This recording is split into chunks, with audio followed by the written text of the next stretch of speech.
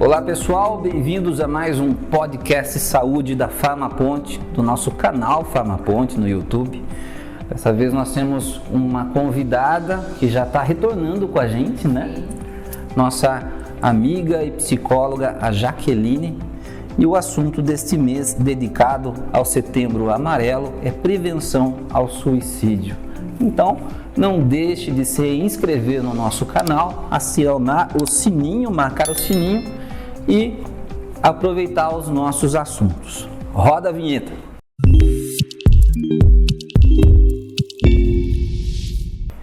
Olá, Jaqueline. Agradeço por estar aqui com a gente. Setembro Amarelo é um assunto difícil, pesado, né? Difícil degustação.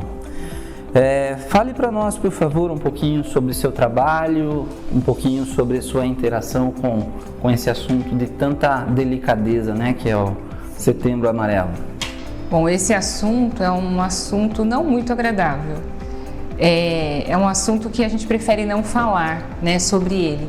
Mas esse tabu que foi criado, ele traz desinformação. Então é importante as pessoas saberem o que é o suicídio, entenderem quais são os comportamentos que levam a isso, para poder realmente combater, né? Para a gente poder combater isso, que é algo que, vamos dizer assim, tem crescido cada vez mais na nossa sociedade, né? E para a gente se aprofundar um pouco no assunto, qual que é a relação dos índices, né, de suicídio com estresse, depressão, ansiedade, que são assuntos que a gente já inclusive debateu por aqui? Sim, estresse, depressão, ansiedade são assuntos que estão totalmente relacionados, né? O suicídio é um dos fatores que leva, que é o transtorno, né? Um dos transtornos que levam a pessoa a cometer o suicídio. A gente costuma dizer que o suicídio está dentro de um espectro. Então a pessoa, existem comportamentos que é o suicídio em si, e existem comportamentos que podem levar ao suicídio, né? E aí a pessoa ela vai variar dentro disso. E é muito importante a gente estar acompanhando, né, e entendendo o que está acontecendo com essa pessoa, e se um desses fatores é um fator de risco, né, para ela, a gente tem que identificar realmente. Então, a pessoa que está dentro desses quadros de deprimido, ansioso, outras doenças de transtorno do humor, são pessoas que têm um perfil comportamental compatível ali com... Sim, o que a gente fala é que dentro desses quadros tem uma oscilação, né, do humor. Essa oscilação do humor pode levar a pessoa a, vamos dizer, cometer de fato o suicídio. Né? A gente percebe que nesses quadros sempre está presente a ideação suicida. Ideação suicida é uma palavra para a gente trabalhar um pouco em cima. Sim, que é a ideia da pessoa, né? O nome já diz, é uma ideia, ela tem a impressão que a solução para os problemas dela, para as dificuldades, está em tirar a própria vida. A ver com uma solução. Isso. A ideação suicida, ela é citada em bulas de medicamentos. Alguns medicamentos, principalmente no começo, no primeiro contato com esses medicamentos, a ideação suicida faz parte das suas reações adversas. Sim. E olha só que ironia, a maior parte desses medicamentos são medicamentos para depressão, para outros transtornos do humor. Sim. Como que a gente consegue lidar com um paciente desse que já tem um sintoma tão grave, não sei se dá para usar de sintoma, né, a palavra, mas tem essa característica tão grave que é a ideação suicida, e vai precisar passar por uma medicação que vai estimular essa... A medicação, ela faz parte do tratamento, ela é importante, ela tem que estar sendo monitorada, principalmente orientada por profissionais como você, né, Daniel, como o farmacêutico, o médico vai fazer essa orientação certinho também, mas o medicamento ele é essencial, porque se a pessoa ela deixa de tomar o medicamento com a devida orientação, ela não vai conseguir vencer essa dificuldade. Então aí a pergunta que você fez mais diretamente, se ela já tem vamos dizer assim, já aparece isso nela, essa ideia, essa questão ligada, esse perfil ligado ao suicídio, e ela toma um medicamento assim, a gente tem que estar monitorando, a gente tem que estar percebendo o comportamento, Mas o medicamento, a proposta é que ele consiga regular isso. Então tem que estar com o tempo. Tem que ter paciência, determinação, e é necessário, não pode deixar o tratamento de lado, né? O fracasso, né? Não vou usar a palavra fracasso, mas a interrupção de tratamento, o abandono, ele é muito comum, muito comum. Não só em medicamentos que agem nessa área do transtorno do humor, mas outras áreas. Agora, em particular, os medicamentos que agem no transtorno do humor, eles têm uma característica que leva muito a esse abandono. Por quê? Porque entre 3 e 4 semanas do contato, sempre tem desconforto, né? Sim. Sempre tem. Então, a pessoa, ela tá numa situação difícil e ela vê parte dessa situação aflorando, ficando mais difícil, né? Pensar em ideação suicida, questão de letargia, distúrbios relacionados ao humor, à libido, então é muito difícil mesmo. Hoje a gente tem já tem um quadro, um número pós-pandemia, porque a pandemia foi um ponto fora da curva, né, Jaque? Não dá. Mas pós-pandemia a gente já tem um número falando sobre estatísticas relacionadas a suicídio? A Organização Mundial de Saúde diz que a cada 45 minutos uma pessoa comete suicídio. E para cada morte, cada suicídio tem 20 tentativas. Então a gente entende que é um assunto que a gente precisa, por mais que seja desagradável, precisamos falar sobre isso. 20 tentativas e um sucesso a cada 45 minutos. Um número forte, isso nível mundo, mundial. Isso, aqui no Brasil. Esse dado é no Brasil. É muita coisa, né? Ainda tem prevalência do sexo masculino, como era antigamente ou hoje já não? Na verdade, assim, a gente identifica, por exemplo, que após os 65 anos é comum a gente ouvir isso com relação ao sexo masculino. Mas, por exemplo, aqui no Brasil, as mulheres na fase reprodutiva entre 15 e 19 anos é o terceiro motivo de morte no nosso país. Terceiro motivo de morte, suicídio. Então ficar atento, né, pessoal? Esse é um assunto gravíssimo, né? Veja só, eu tenho interesse sobre o assunto e estou recebendo essas informações. A gente não falou disso antes, né? E é chocante a gente ver. Sim. E entre jovens, crianças e jovens, nós sabemos que infelizmente esse é um grupo, né? Sim. Que tem tido cada vez mais contato com questões de ansiedade, depressão, transtorno do humor. O suicídio tem subido, tem aumentado. Tem um quadrinho aqui, né? Estima-se que 1,5 milhão é muita coisa, né? Entre os jovens, como que isso ocorre hoje? A estatística, ela fala, eu não conheço hoje se existe algum levantamento, né, da Organização Mundial de Saúde, alguma pesquisa em andamento com relação especificamente a crianças. A gente já ouviu falar, por exemplo, na minha atividade eu já ouvi falar de crianças que cometeram suicídio, sim. Né? Tem isso aqui eu tirei perdão interromper, eu tirei da Organização Mundial. Sim. A 4ª maior causa, né, também. Sim. A gente vê que são muitos os fatores que levam a pessoa a cometer suicídio. Então, por exemplo, conflitos, crises conjugais, familiares, a questão da economia, você falou da pandemia. Após a pandemia, muitos países estão em crise. E quando a pessoa ela se vê ali sem uma solução na questão financeira, que é questão de sobrevivência, esse é um fator muito alto também, principalmente entre os homens, né? Que tem muito essa figura ligada ao provedor. Sim. E a sucesso, exatamente. Um outro fator que a gente tem, por exemplo, é alcoolismo, drogas, né? A adicção em geral. Isso, a adicção em geral, ela também, vamos dizer assim, que ela é um dos caminhos para o suicídio também, né? Sim, e é um quadro, né? Ele é um quadro grande, né, em torno da pessoa, porque a adicção, ela também tem uma questão muitas vezes genética, social, de comportamento, e aí você vem com outros quadros que vão se somando a isso. Sim.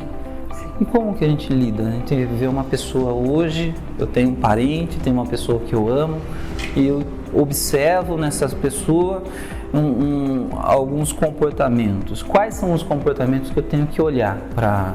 Uma das coisas a gente já falou aqui bastante, que é deixar de falar desse assunto. A gente tem que falar desse assunto, né? Deixar de olhar para ele como um tabu. Então, principalmente as pessoas que estão ao nosso redor, identificamos algo, porque para a pessoa fazer algo como isso, tem um planejamento muitas vezes. Então o comportamento dela começa a mudar, ela começa a dar indícios de que algo está errado, alguma coisa está acontecendo. Então eu tenho que estar observando isso e aí eu tenho que buscar toda a rede de apoio possível, né? Rede de apoio. Sim. Mais um termo, né, para a gente pensar, rede de apoio. Sim. Mutilação, essas pessoas que se mutilam, é um sinal de muito forte? Específico, vai depender do transtorno, do que está por trás daquela atividade. Tem muitas pessoas que fazem isso por alívio mesmo, tem muitas, a gente pode observar muitas questões aí. Não necessariamente uma pessoa que se mutila, ela vai cometer o suicídio, mas pode dar indício sim, né? Isso, se um adolescente, um jovem que eu convivo fez isso ou para alguma coisa, pode estar acontecendo com ele, eu tenho que estar alerta sim. Eu não posso achar que, não, é só né? Eu tenho que estar atento, porque isso pode levar ao suicídio, sim. Não. A gente falou no começo aqui da questão do espectro, comportamentos que podem levar ao suicídio. Tenho que observar, né? O que é que está acontecendo na vida daquela pessoa. Algumas falas, né? Muitas pessoas, eles falam, verbalizam algumas coisas de desvalorização, de questão de autoestima, né? Então isso tudo pode estar implícito aí uma questão como essa. Aquela frase, né? Uma vontade de sumir. Isso é uma coisa muito forte. Pode ser literal, né? Pode ser literal. Bacana. E o que a gente pode, o que você aconselha? Então, poxa, eu tenho um colega do trabalho, né? Nós somos colegas de trabalho há muito tempo, né?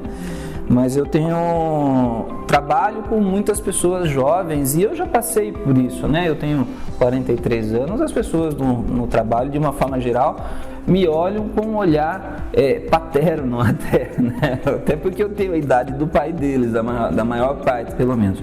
Então, muitas vezes vêm essas pessoas com suas angústias e aflições, né? Então, além daquele amparo que a gente tem por instinto em acolher a pessoa, qual que é o que a gente pode fazer por ela? O que a gente pode aconselhar? Para onde a gente pode encaminhar? Como que a gente pode proceder com isso? A orientação é muito importante. Então a primeira coisa é aquela pessoa talvez esteja precisando de um apoio emocional. Então esse apoio, oferecer esse acolhimento para essa pessoa.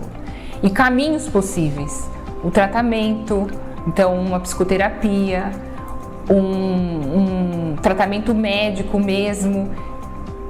Eu acredito que isso tudo é um caminho para poder ajudá-la. Inicialmente seria isso.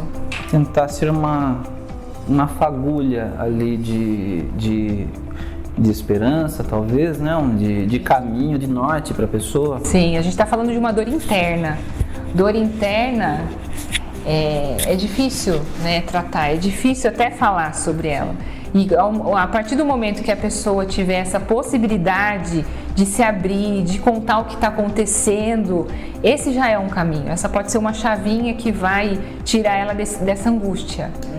Se você se mostrar que está à disposição, já muitas vezes é alguma coisa importante, né? E o CVV? O CVV ainda existe? Existe, Centro de Valorização à Vida. Centro de Valorização à Vida, CVV aí? CVV. Ele é muito importante, né? Você tá com o número aí? É 141. Mas a gente pode pedir para o nosso querido editor, o senhor Marcos, né? Colocar aqui para nós. A gente acha que é 141, mas a gente coloca pra gente, por favor? Isso. O número do CVV. O CVV ali, ele tem pessoas à disposição que vão poder conversar, aconselhar. Eles são treinados para isso, né? Para aquele momento de angústia. E a gente sempre fala isso, né? É um momento de muita desesperança, é um momento de muito medo. E alguém ali, naquele momento, uma palavra pode mudar toda a história. Então é importante, né? Geralmente a pessoa, quando ela comete um suicídio, a gente tem muito essa ideia, a gente percebe isso, é que ela não quer exatamente tirar a própria vida, não é exatamente isso, ela quer aliviar essa dor. Entendo. E tendo alguém para ser esse acolhedor, essa pessoa que tem uma palavra ali de esperança, já pode ajudar. Isso aí. Bom, da minha parte, como farmacêutico, eu tenho que fazer um alerta muito importante, tá? Nós percebemos como farmacêutico, como a gente já comentou, a dificuldade de aderir, né? A gente fala adesão, a tratamentos com medicamentos que são para transtorno do humor, né? E a gente percebe que acontecem com casos de tentativa, em particular tentativas de suicídio, em transições de um medicamento para outro, o que é muito comum, muito comum, né? Nós não temos uma forma de saber se o medicamento está indo bem, senão através do médico passando para você o que ele acha que é o melhor. Então, não é que o médico é ruim, é que existe mais ou menos 1 milhão de questões que vão dizer se o medicamento é adequado ou não. E ele tem que fazer essas transições. Então, é comum que nessas transições as pessoas tenham crises e o próprio medicamento fomente um aumento dessa ideação suicida, é isso, né, a palavra? Dessa ideação suicida. Então, acessem aos farmacêuticos, né? Aí aos profissionais da saúde que tem à volta, toda vez que for fazer alguma transição de tratamento, né? A palavra tratamento cabe muito bem. O brasileiro tem pouca cultura de buscar outros profissionais que não sejam o médico, né, Jaque? Exatamente. E a gente, vamos combinar, né, que o nosso SUS, infelizmente, não dá conta, né? Eu digo infelizmente, mas também eu entendo que, é como você falou, é cultural. Precisamos mudar essa mentalidade. A gente tem às vezes ali, muitas vezes na própria Farmaponte, nós temos um farmacêutico à nossa disposição para falar de tantos assuntos, né, inteirados sobre esse assunto, e a gente não usa isso que a gente tem de bom, né? Isso aí. Então, vocês que estão assistindo, se eventualmente têm esse sentimento ou conhecem alguém, amam alguém que estão percebendo com esse sentimento, vocês não estão sozinhos, né? Não sintam-se sozinhos, não passem por isso sozinhos. Buscar ajuda é importante, né? Tem um recado, a gente trouxe aqui, tá tudo bem pedir ajuda. Sim. Tá tudo bem. E eventualmente pedir ajuda faz toda a diferença. Da nossa parte, a gente tem também estar mais disposto a ajudar, né, Jaque? Sim. Tá bom? E eu acho que é isso. Tem mais alguma coisa, Jaque, que a gente deixou de falar, que você gostaria de alinhar, fechar, circunferenciar aqui, fechar esse ciclo de conversa? Você usou o termo, né? Estamos juntos. Então a pessoa ela precisa entender que ela não está sozinha, que ela sempre há uma saída, né? E que ela precisa se dispor também a querer procurar essa ajuda. Esse é um lado. O outro lado a gente falou da rede de apoio, dos familiares, você citou situações de colegas de trabalho. Precisamos falar sobre esse assunto. Ele é chato, mas nós precisamos falar sobre ele. O Setembro Amarelo está aí, ele vai ser muito bacana, porque isso vai despertar, trazer a consciência das pessoas que esse assunto é necessário ser tratado. Existem pessoas, enquanto a gente está conversando aqui, que podem estar pensando no suicídio. Uma a cada 45 minutos, né? Muita coisa. Bom, pessoal, então é isso. O assunto não deu. Eu acho que é o nosso primeiro podcast que a gente não dá uma gargalhada no meio dele. Não tem como. Um assunto pesado, difícil. Mas, como a Jaque, né, a Jaqueline chancelou para nós aqui, grifou, temos que falar do assunto. Sim. Nós precisamos falar sobre isso. Esse assunto precisa chegar nas nossas famílias, nos nossos adolescentes, nos nossos idosos, não é verdade? E nós não precisamos passar por isso sozinhos, não precisamos passar por isso sozinho, né? Se alguém que você conhece estiver enfrentando esses desafios emocionais, é necessário mostrar para essa pessoa que existem recursos, existem profissionais, né, esses recursos não são exclusivos de pessoas com alto poder aquisitivo, existem várias opções para se tratar. Não é verdade? Sim. Então é isso aí. Jaque, mais uma vez, muito obrigado por Eu que agradeço. Mas quer se despedir do pessoal? Falar um tchau. Tchau. Valeu, pessoal. Muito obrigado. A gente espera que o assunto tenha sido de proveito para todos e aguardamos vocês na próxima. Até mais.